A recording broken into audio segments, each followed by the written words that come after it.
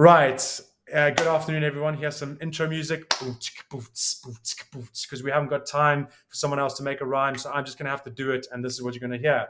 Welcome to episode 2 of the Identity Human podcast by Don Armand. And this is where I will talk about all things that interest me because that is the most aligned that I can be to bring the energy that needs to be brought so that you can enjoy listening and not just think it's something I'm trying to get through. So today's special guest, and the first guest that we've got to the podcast is my mom, Adele. Mom, thank you very much for joining us. It's my pleasure. Right. So obviously we've got the stream running in the background, so we've got some impromptu questions, but I'm going to start off the first question, and I'm going to hopefully do this for everyone that comes on the podcast. But who are you? Who am I? That's a difficult question. I am a person of many parts. I am a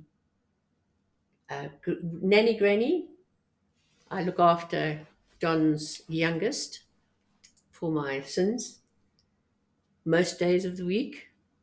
Don allows me to stay in a flat in his house, which makes it very convenient. So that's part of what I do right now. I've done many things in my life, and I've moved to 2 countries from South Africa, and I obviously have been in the UK now for about 7 or 8 years. Not too far from my son at any given time, which is wonderful. Yeah. That's it. Okay. There's a lot more to it, but I understand that the intro is Difficult. There's so many ways you can go with that. So I really do appreciate that question puts people on the spot, and it's interesting to see what comes out. So the next question I want to ask, and hopefully this is kind of leading into something that you enjoy, is what are the biggest, so with all due respect, I really enjoy listening to people that have gone through life in many more years than I have, because I feel like when we're younger, we don't listen to the lessons that you have to give us. But the more I realize that there's wisdom that comes through experience, and if I can learn more from you, from what you've been through, and actually take those lessons on board and not learn them the harder way that you did, then it means that I'm learning the lesson, not having to go through it. Although I do think that there's some element of having to go through some hardship to be able to grow. So what has been your biggest lesson? And it doesn't have to be a failure, because sometimes I think there's a negative connotation to failures that makes people shrink. Is you've got a couple of people listening live, and you'll have a couple of people listen to this recorded. What is your biggest lesson that you reflect on and you go, wow, I went through that, and this enables me to see things this way, which empowers who I am today? What would be your biggest lesson from life? And it can be 1 or 2 things. It can be one thing. It can be a series of things. What comes to mind? What comes to mind on that is to walk into your fears. I think for most of my young life, my biggest fears were financial shortage of finances, losing my family, and that's what springs to mind straight away. And the important thing that I found that I had to do was that I actually had to realize that I was creating my own reality. Now, that's a very difficult thing to get your head around sometimes. But what it is that if you focus on I'm unhappy, you will continue to be unhappy, and you will carry on being unhappy because you're telling yourself every single day that you're unhappy. And if you get into that mindset, and this is something that has come up later with Don doing his leadership, and what it is that if you put structure into the days that follow or the days of hardship, and you focus on that structure, and you shut out all the negative thoughts that knock on the door all the time, you will get through that day, and really not to look into the future too much. Just get through every day, because that's the important thing. If you think negatively into the future, you will bring your negative thoughts to bear. They will happen. what you think about, you will bring about. So when you get that negative thought knocking on your door, you actually have to find a way of diverting your attention elsewhere. Okay, so And there's that's important. no, it's been like fascinating. So there's two parts. There's two questions I'd like to bounce off the back of that. Is one, what would you define as structure? Because obviously we've had lots of conversations about it, but sometimes people are listening here, like, what was it when I said to you the importance of it, that you were like, what are the one or two things that you've carried on doing that you've actually found made a difference? Now, if people know my mom's background, everything, like, so empowering, the stuff that my mom's had to go through is actually incredible. So for her to sit here and say all these things actually are the things that work, don't underestimate that, because we are seeing the outcome and not the process. Now, that's the one question. The second one is, what do you say to the person that goes, I really tried the positive thinking bit, and I just ended up in a space that wasn't positive and wasn't what I was trying to manifest? Okay, don't ask me too many questions. Just those two. So I'll remind you. So the first one is structure. The second one is Okay. the failure of Okay. bringing into life what we're thinking. So the structure that I put in place was that I enjoyed my job. So I had I had a very positive job part of my day. Yeah. So every day I went through the same thing: get up, sort out the kids, take them to school. I focused my attention on the kids because they were the most important thing, and I was responsible for them. And this is, for me, the lesson that so many parents need to learn. And people don't realize it's not up to the schools to bring your kids up. It's up to you to bring your kids up. Your kids go to school and they misbehave. It's because you, as the parent, have allowed them to do that. So that it's terribly sad. And parents, actually, for you all, parents are just grown up teenagers, and they make mistakes like everybody does. But yeah, So back to just to simplify there, obviously I like the message about ultimate responsibility. That's what I take away from that. Your kids go to school and misbehave because you've allowed them to. And there's obviously a deeper tangent that we can go into there. But I want to make sure that those first two questions are addressed in terms of, so your structure back then when you were a parent was to get up, go to school, and it gave you those bits of action. But I mean, more recently, obviously, because I know that in the last maybe couple of months, it reminded you and you said, I actually really listened to what you're saying. It's really made a difference. So what were those little things? Because remember, we've got a diverse audience listening. What were those little things that allowed you to just just move forward every day in the same way? So your structures. So my structures are, I have a day set out. I ask the kids every day what the structure needs to be for Clark, who's Don's youngest, that I look after during the day. And I structure my day according to that, because I also have other household tasks that I schedule into the day. So I know basically the night before how to structure my next day. Yeah. And it's very much the same. I mean, it's not a difficult thing, but it actually carries you through. And that's what I brought from the challenging days into these days, because then I could tick off all the things that I had done and then move forward. So it's also not to keep regurgitating all the negative stuff to your friends, you have to find something that is outside your family and outside your friends. You have to find either a person or an organization that can help you with that, or somebody that just will listen to you. Yeah. It's very important to have that listener. A listener. Okay. So then the second part of what I said was, what about, when you're saying your positive thoughts create your reality. So obviously, and I've been on this journey, that's when I recognize it. What do we say to those people that have said, I've really tried that and nothing changed and it got worse? At the worst part of my life, when I was feeling totally lost and I had lost faith in God, really, more than anything else. I was feeling really low, and I actually was in a bookshop and I was led to a book called Conversations with God by Neale Donald Walsch.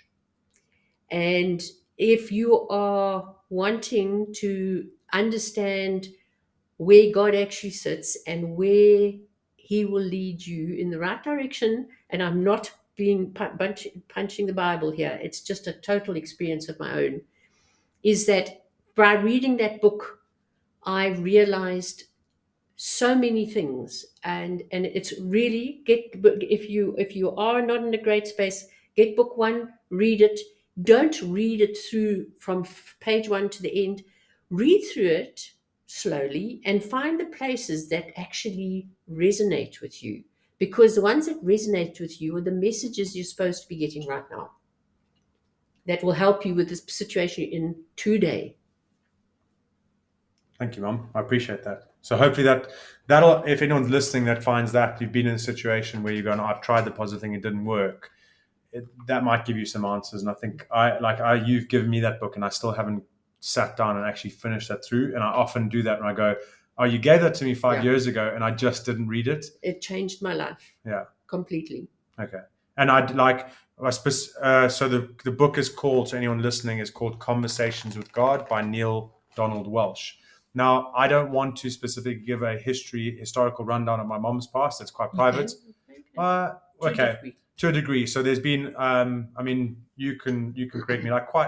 Started looking after her parents when she was maybe 16. So very much a big responsibility. A sister that had German measles. Is that right? It was. And then her other sister actually ended up having a back. No, hang on.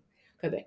My oldest sister was a German measles baby. Yes. And what happens is that my mom had German measles when the baby was still in the womb.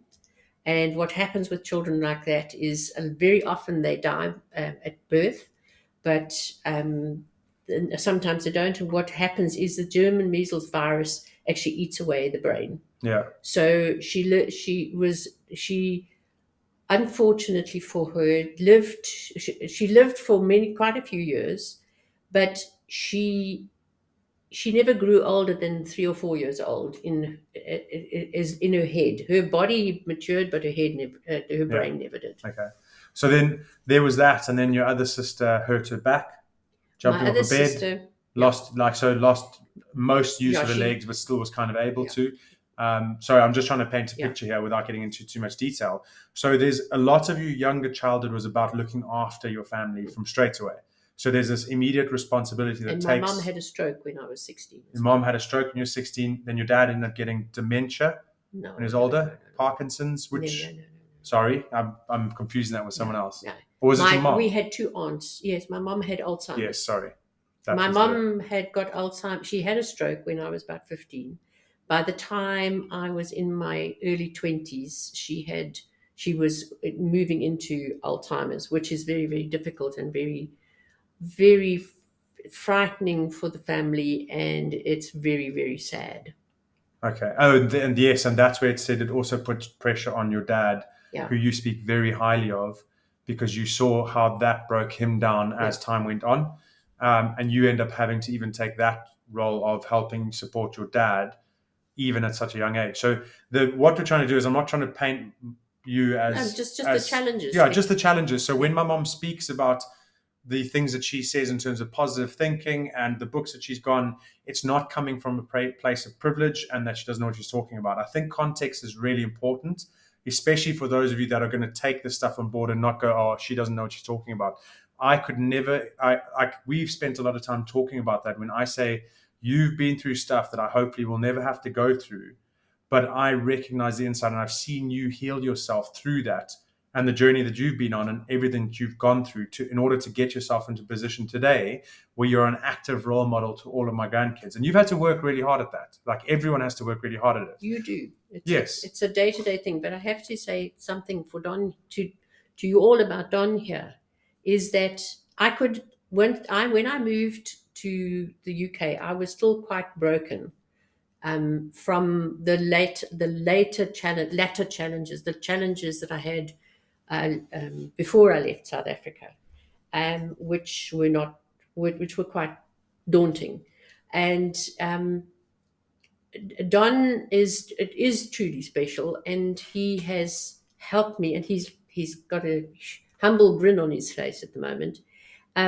He helped me to take a real deep look at myself, and the fact that he believed that I could heal myself, that he believed in me enough to get cross with me, to then walk with me for a while, and then I came through it. And the other thing that I would recommend if you're in a bad spot is to journal, because you get the, excuse the word I'm going to use, but you get the crap out of your system. You put it down on paper, and you can come back afterwards and think, oh, I didn't have a good day that day, did I? But look at me now. I've actually got myself to a position where I'm actually quite not happy, but joy, filled with joy. And there's a very distinct difference between the two. Joy is a very much more deep-seated thing where you can look at, I don't know what the dictionary thing is on it, but I would, happy for me is a fleeting thing. Joy is something that you pull with you, and it is something, if you look at your, like I look at my grandchildren, and they fill my, not, they don't fill me with happiness, they fill me with joy. It's a much stronger, longer lasting feeling. Yeah, contentment. I mean, I've heard a lot of people describe it in lots of different ways, and I think that's important. Is don't negate what being said here. When you hear happiness, you can call it something else. When you hear joy, you can call it something else. Like, let's not get caught up on semantics. Let's try and just understand the underlying message, the simplest form of that. So I really appreciate. And then just to finish off that history that you've got is like moving country. You going to get married. You got married, then divorced, then you got married again to my dad, moved to Zimbabwe. Like, we farmed there, the way that all worked out with the war veterans, everything. Moved back to South Africa, ended up taking a lot of strain, and things didn't work out in terms of the project that we went on in terms of farming, and you end up getting divorced again. No, that's, and you mean the one in South Africa? Yes, yeah. Yeah. And so there's a lot of turmoil going there, humiliation and some of that, in the way that the divorce ended up happening. But there's a lot of introspective healing that you've needed to do, and take a lot of responsibility, not like outward in terms of action, but going like, these are my feelings, this is my history. Instead of letting it break me, it's going to empower me. So I think that, like, for anyone listening, it's about, like, you can't change your past and what you've been through, but what you can change is how you see it. Yeah. And you gave me a book that actually said, when everything changes, change everything. And in that, it talks about, how you see truth, how you see past, and you actually get to choose your interpretation of it, because you can't choose the action, but you can choose how you encode it. And I thought that was really insightful, because a lot of the stuff that we speak about today is about changing the way you see things, which is neuro-linguistic programming as a therapeutic way. If you look at Man's Search for Meaning by Viktor Frankl, all he talks about is people go through these horrible tragedies, and he goes, all he did was give a different perspective on the same tragedy, and almost saw this healing, like enlightenment coming. And that is about that inner work, that, like, what's going on in the mind. So I hope I give a brief enough history of my mom's background without making it too disempowering or downplaying. But it's like, she's sitting here talking about these things that you have to understand the substance with which they hold truth and power to. And the woman that we see and we hear talking is someone that is powerful because of what they've gone through. And I can only see more growth coming from here. And it's like, it is inspiring. I said this to you the other day. It's like, you are becoming such a good role model for the grandkids and myself. And that's taken a lot of effort from you every single day to put that work in and face some real challenges that you didn't necessarily want to face. The important thing is, you have to remember, is that if you make the decision to have children, you are then responsible for those children for the rest of your life, whether you like it or not. They will take over their own responsibility, but in their own way, the children, in the way that they love you, they actually pull you through the hard and challenging spaces too. Connection. It's a very interesting to sit down and talk about it quite in depth is actually quite interesting, because as you talk about it, you realize more and more. Well, we'll get you on for a few more. I think we'll have time. But I also wanted to then say, what's your proudest moment, thing you're most proud of in your life? But what do you mean? The thing I'm most proud What of? comes to mind? You and my daughter Janine. And what else? Because I knew that's the one I knew you were going to say. You have made me, both have made me so proud. Is that the fact that you've come through some of those challenges with me, and you've had your own hurts in your own way, Yeah. and you've just been, both of you, determined to reach the heights that you want to reach. Yeah. You with your rugby and your new business, and you just keep putting your foot. So if I've taught you anything, is put one foot in front of the other every single day and never give up on your dreams. And keep taking action. Yeah. Okay. And then I suppose we're getting to the 20-minute mark, which we want to make sure we stick to because we don't want to overdo it. But last thought for the audience. We'll get you back on again, maybe in a couple of episodes, maybe in a few months. It depends on how things go. But what's your last thought now, so that the same people listening and they come back and tune in later can perhaps link, or I don't know, just remember, that was, Adele said that. So what's your last thought? Like, what's your thing that will empower someone that's listening all the way to the end here? I think that the thought to leave with is that we all here to learn a lot. And the more you learn, the more you can actually, and I'm talking about life learning now, I'm not talking about knowledge that you can go to university. This is life university. It's very important to actually acknowledge your learning and to acknowledge your successes. And I've had to smack Donovan over the head a lot with that, is that actually humility is a great part of a human being. But also, if you don't acknowledge the things that you have done and achieved, then how do you do the next step? Because you set out with your rugby to achieve what you achieved. So set your goals and don't give up on them. Thank you, Mom. I appreciate that. You've been a brilliant guest, and I'm sure we've learned a lot. I'm sure people want to have you come back on again in a couple of episodes' time when we get a bit of rhythm. And I appreciate you filling some wisdom back into anyone that might need it tonight. And I always say that things will come at the right time if you're willing to hear them. And you were the perfect guest to come on for certain people that were listening. I know that. And I appreciate them. So thank you very much. Thank you. Thank you all for having me and making such nice comments. All right. Cheers. Thanks, everyone, for listening. And we'll be back in next week with another episode. Hope you enjoyed this one. Cheers. Bye-bye.